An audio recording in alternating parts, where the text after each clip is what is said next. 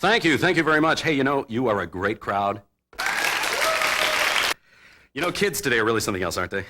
Kids. On my way to the lab, a little kid, 8 or 9 years old, he pedals up to me on his bike. He says to me, "Hey, Alpha Man, the kids at school are all saying that the Alpha chip is no big deal because it really only has a 200 megahertz external clock, a 100 megahertz internal clock, and 66 megahertz instruction and data caches. Say that ain't so, Alpha Man." So I did. I set the child straight. I said, "Child, the external clock is 400, the internal is 200. Always remember, wasn't the kid's fault. Turns out that there was this evil-looking guy in a blue suit hanging around the schoolyard saying bad things about Alpha. And besides having bogus numbers, the guy was trying to cloud the issue by focusing on speed, which it's really only half the picture when you're looking at total system performance. Is it possible that that guy was trying to divert attention away from Alpha's truly awesome capacity? Could be. Guy was also trying to con the kids into believing that the specs on the Alpha processor are bogus. Because get this is what he said. "CPU performance is dependent on the slowest component." One spunky little girl, she piped up and she said to him, I love this, she said, "Yeah, sure. If the speed of the CPU is the same as the speed of the cache chips, then I suppose all CPUs that use the same cache are the same speed. Really? Good thinking, butthead." Butthead. Oh. Well, the kids lost interest. They went back to playing computer mumbledy-peg or whatever they were doing before the creeps showed up. You see, those children may have been noisy. They may have been slightly unhygienic, but there wasn't a trace of doubt in their alert young minds that Alpha is fast. How fast is it? Well, Alpha is so fast. So fast that the Alpha chip has been acknowledged by the Guinness Book of World Records as the fastest chip in the world. But remember, speed is only half the equation. Force equals mass times acceleration, yeah? Think of it this way.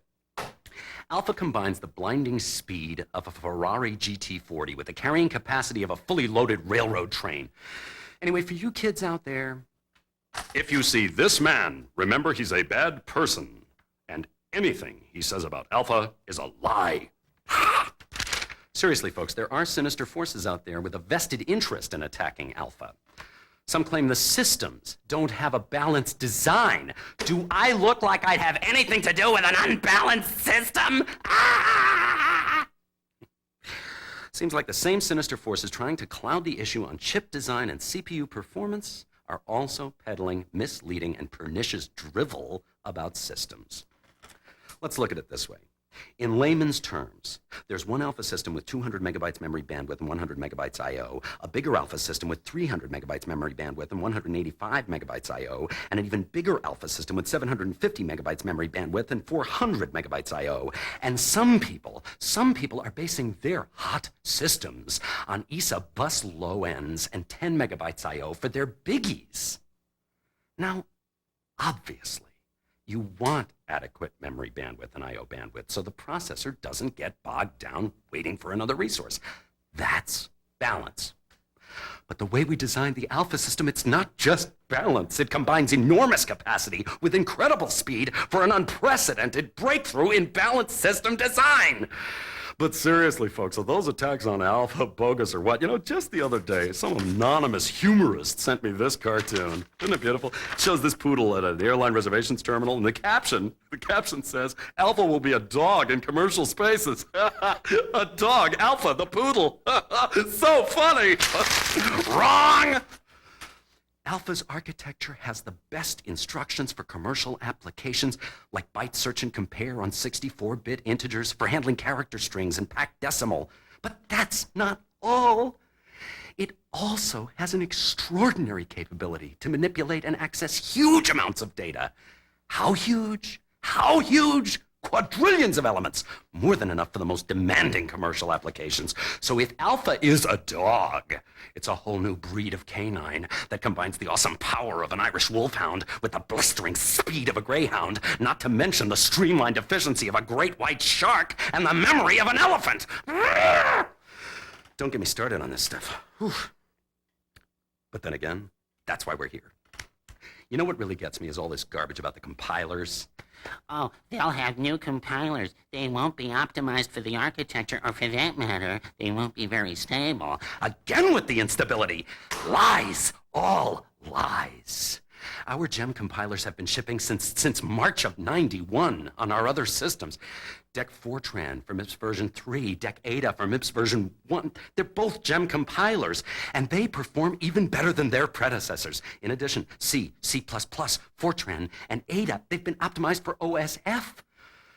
So as any objective observer can plainly see, these aspersions on Alpha's performance crumble under scrutiny like an overcooked oatmeal cookie smashing to the pavement after a 7-story drop. Ugh. So what do? They assail our credibility. This is DEC's first risk design, and everybody knows you don't want to buy the first version of anything. It's sure to have all sorts of problems. Why did they say that? Maybe they had problems with their first risk architecture. Maybe people had a hard time migrating to it because the tools weren't in place. Maybe they're on their 7th generation and they still can't achieve the level of performance that Alpha is starting out with. Maybe that's why some people are defensive. And since they can't catch up for real, they get creative with the facts. Like, isn't it amazing how some of their 32-bit architectures have, through the miracle of marketing, transformed themselves into 64-bitters? I mean, it's just incredible. Of course, that miracle didn't happen until we announced Alpha. I mean, follow the logic. I have this extended 32-bit addressing on my old RISC architecture, but the data paths are 64 bits wide. Why not tell the world that I have 64-bit architecture? I mean, 64 bits is in there somewhere, right? By that reasoning, Microvac systems have been 64-bit since 1986, because that's when we started with 64-bit data paths. Look, the next time somebody says that they have a 64-bit architecture, ask them if they can directly map a file with over 2 gigabytes of data, because that, my friends, is the real test. Alpha is 64 bits for real. It can address huge amounts of information, and it leads the industry into a whole new range of computing. I think it's time for Ask Alpha Man. Let's see what's on your mind. Let's look at our first letter. Dear Alpha Man, somebody told my customer that Alpha isn't real. It'll be a couple of years before it has any effect on the market, so now she's really skeptical. What can I tell her? Signed, Stumped.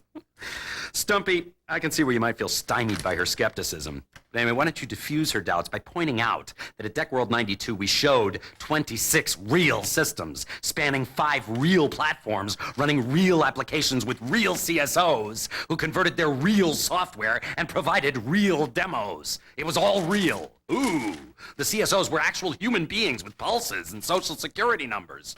The platforms occupied space, they had weight, they moved electrons. The applications and software and demos functioned in the actual corporeal universe. No cheap special effects, first cabin all the way. And even as I speak, real Alpha systems are being shipped to real CSOs all over our beautiful planet. Okay? Here's another letter.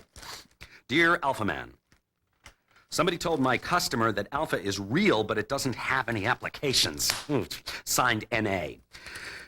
N.A., I am sure that certain people wish it didn't have any applications, but the fact is, more than 700 vendors have committed to developing 1,200 applications across multiple operating systems. Close up, close up. You want a list? Get this book. Get this. Next letter. Dear Alpha Man, what's all this talk about a PC for Alpha? I didn't see it in a PID, but I read about it in the press. I'm perplexed and a bit perturbed. Signed, Pining for a hot PC. Well, Pining, be patient. We're planning a PC that'll run Windows NT. I can't give you an exact ETA, but in terms of a seasonal time frame, you shouldn't have any trouble chilling out, if you catch my drift. Sleigh bells, are you listening? Wait on and listening. A beautiful sight, walking tonight, walking in a winter wonderland. Dear Alpha Man, help. My customer wants all of the functionality of OpenVMS with high performance and cheapo pricing, but he doesn't want to wait till Alpha gets all of OpenVMS. What should I do? Signed, I love this, adamant about Alpha. Adam, I don't know what advice you sales types have been getting up there on Venus, but here down on planet Earth, we've been telling our people to sell the customer a VAX system. The price performance is right. It has all the functionality now, and the price is down low. Besides, customers who buy VAX systems can easily upgrade to Alpha when they're ready. The fact is, the performance of today's VAX system is comparable to other vendors' RISC systems, so users won't be arbitrarily forced into a premature upgrade by performance deprivation. But when and if they decide to do it, they will find that upgrading to Alpha is easy. It's all here in the June 29th sales update. Read it! Dear Alpha Man, my customer says we're replacing MIPS with Alpha, so he won't buy a DEX system. Also, he plans to move to another vendor. What should I tell him? This doesn't make any sense. Frankly, I'm confused and a little, signed, mystified. Well, Misty, it's really weird, isn't it? You know, for years, one of the main reasons customers have used Unix systems is platform independence. Try pointing out to your customer that users can have a choice of platforms in the same operating environment, because Digital is supporting OSF on both its MIPS platforms and its Alpha platforms. And we've even announced a follow-on generation of MIPS support on OSF, which means that your customer is going to get the platform independence that he bought Unix for to begin with. If you're both lucky, the clouds of confusion will part. The light of understanding will come shining through. Reason will prevail. Truth will reign supreme. And your customer will continue to do business with Digital happily ever after. Anyway, it's worth a shot. Dear Alpha Man, one of my customers said that one of his colleagues said that one of our competitors said that he heard from his maid sister's parakeet that there are benchmarking data that may suggest that the first prototypes of Alpha really weren't all that fast. What do you say to that? Signed, Groping for Truth in a miasma of uncertainty. Look, groping. As usual, thanks to sinister forces with ulterior motives, there are a lot of bogus numbers floating around. Probably from unauthorized benchmarks of early prototypes running non-optimized software. These data are, of course, utterly meaningless. The only numbers you want to pay attention to are the ones that Digital publishes. And now, it's time for Alpha in the News. We have a quote from an old friend and colleague, Mr. In Computer World, July 27th, 1992, Mr. said it was incredibly stupid to announce Alpha before they had it available. Well, I wonder what he thinks we should have done. Maybe we should have kept it a secret and then surprised everyone with a brand new computer with no software, no demand, and no partners. After all, surprises are lots of fun. Woo! You know, I think in retrospect, it was probably better to spoil the surprise, because this way, when the rubber meets the road, there'll be a road for the rubber to meet.